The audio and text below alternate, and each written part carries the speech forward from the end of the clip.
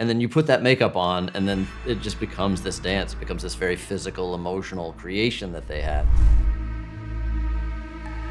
Well, in this one, as opposed to the Halloween movie, here we don't need to erase anything, we just don't acknowledge them. And the first one is our Bible. I've seen the other films, don't know them that well, but the original I know very well and tried to take what the power, some of the meaning of that film is to me, see how we can interpret that in a way that a contemporary audience could enjoy.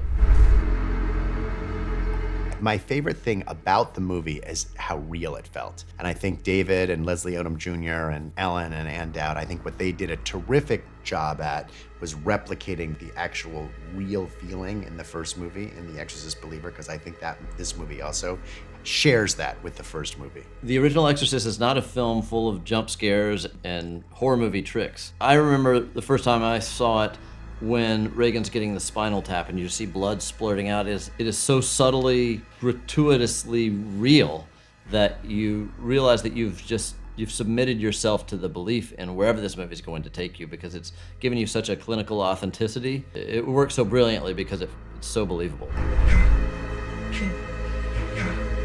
They're amazing. In some ways, it's like interpretive dance. We put them in a scenario, and I'd give them an idea of what we were looking for in the scene, and then you put that makeup on, and then it just becomes this dance. It becomes this very physical, emotional creation that they had. And so working with Lydia and Olivia was incredible, and we had Linda Blair as an advisor being able to talk us through ways to safely go to dangerous places. I do. I think it's always more challenging. The audience gets used to things and they get used to our tricks. So it's always more challenging, but that also makes it fun as you try to figure out new ways to get under people's skin. I think is kind of fun. I did. I knew him a little bit. And we reached out to him as soon as we were putting together the movie and kind of kept him abreast of what we were doing. He didn't want to be involved, which I understand. I did keep him informed of the progress of the movie, and I'm sad he'll never get to see it.